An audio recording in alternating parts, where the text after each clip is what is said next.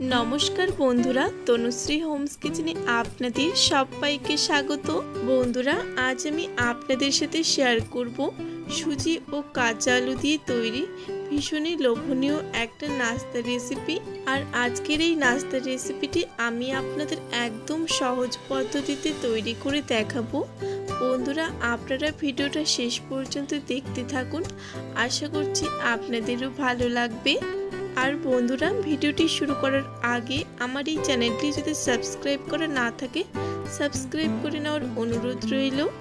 আর তার সাথে পাশে থাকা বেল আইকনটিও প্রেস করে নেবেন যাতে আমার চ্যানেলে আসা প্রত্যেকটি ভিডিওর নোটিফিকেশন সবার আগে আপনাদের কাছে পৌঁছে যায়।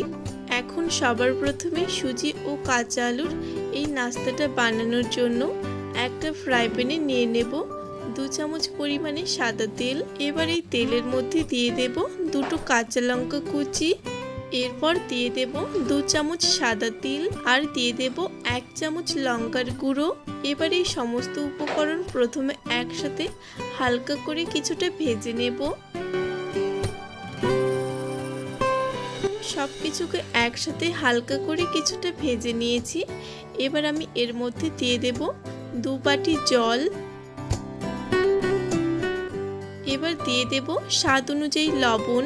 এবার সবকিছুকে ভালোভাবে একসাথে নেড়েচেড়ে মিশিয়ে নেব। এবার এই জলের মধ্যে দিয়ে দেব আগে থেকে গ্রেট করে রাখা একটা কাঁচা আলু।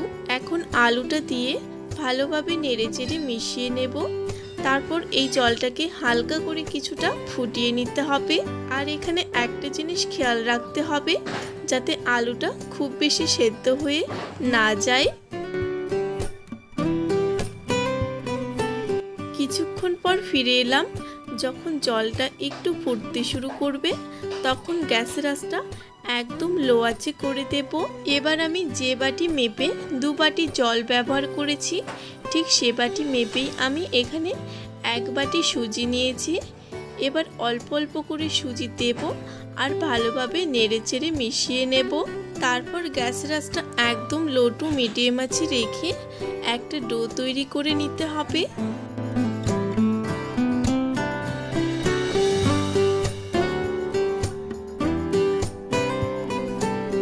দেখুন বন্ধুরা, সুজি ও কাঁচা আলুর ডোটা কিন্তু এখন খুব সুন্দরভাবে তৈরি হয়ে গেছে। এবার এই সুজির ডোটাকে ঢাকা দিয়ে রেখে দেব 2 মিনিটের জন্য। 2 মিনিট পর এখন ঢাকাটা খুলে নেব। এবার এই সুজির ডোটাকে একটা থালাতে তুলে নেব।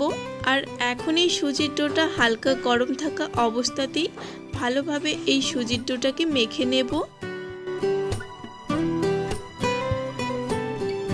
সুজির ডোটাকে আমি এখন ভালোভাবে মেখে নিয়েছি। এবার এই সুজির ডোটা থেকে অল্প অল্প করে মিশ্রণ নিয়ে এই নাস্তাগুলোকে তৈরি করে নিতে হবে। আর বন্ধুরা আপনারা এখানে নিজেদের পছন্দ অনুযায়ী যে কোনোভাবেই কিন্তু এই নাস্তাগুলোকে তৈরি করে নিতে পারেন। আর বন্ধুরা আজকের এই নাস্তাগুলোকে আমি এইভাবে গোল করে চ্যাপ্টা করে নিয়েছিলাম। তারপর ঠিক এইভাবে করে একটা আঙুল ঢুকিয়ে দিয়ে মাঝখানটা একটু ফাঁকা করে নিতে হবে।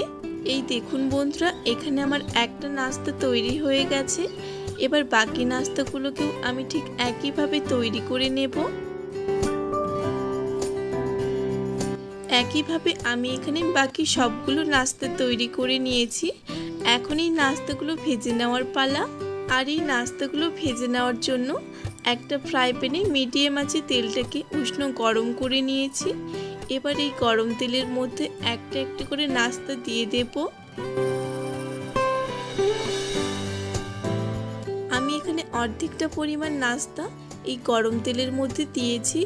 এখন প্রথমে 1 মিনিটের মতো সময় নিয়ে এই নাস্তাগুলোর একটা সাইড ভালোভাবে ভেজে নেব।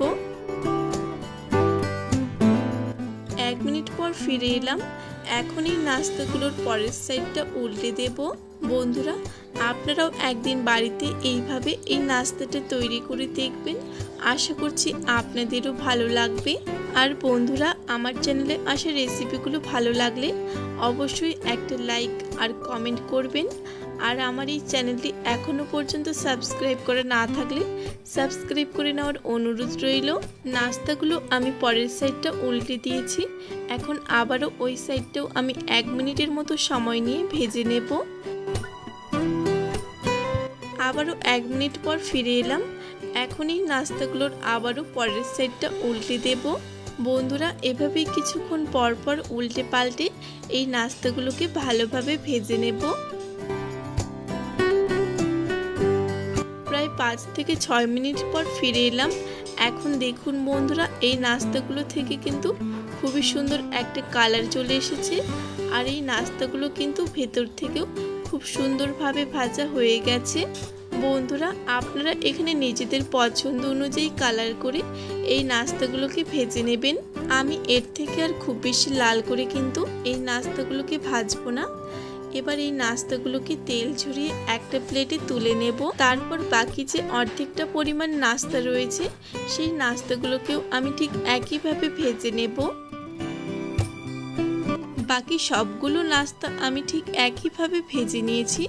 আর এখন দেখুন বন্ধুরা, এই নাস্তাগুলো ঠিক কতটা লোভনীয় হয়েছে আপনারা দেখেই নিশ্চয়ই বুঝতে পারছেন। বন্ধুরা, আজকের এই রেসিপিটি আপনাদের কেমন লেগেছে কমেন্ট করে জানাতে একেবারে ভুলবেন না। রেসিপিটি ভালো লাগলে একটা লাইক, কমেন্ট আর যতটা সম্ভব ভিডিওটি বন্ধুদের মাঝে শেয়ার করে দেবেন। ভিডিওটি শেষ পর্যন্ত দেখার জন্য সকলকে অসংখ্য ধন্যবাদ। সবাই ভালো থাকবেন, সুস্থ থাকবেন।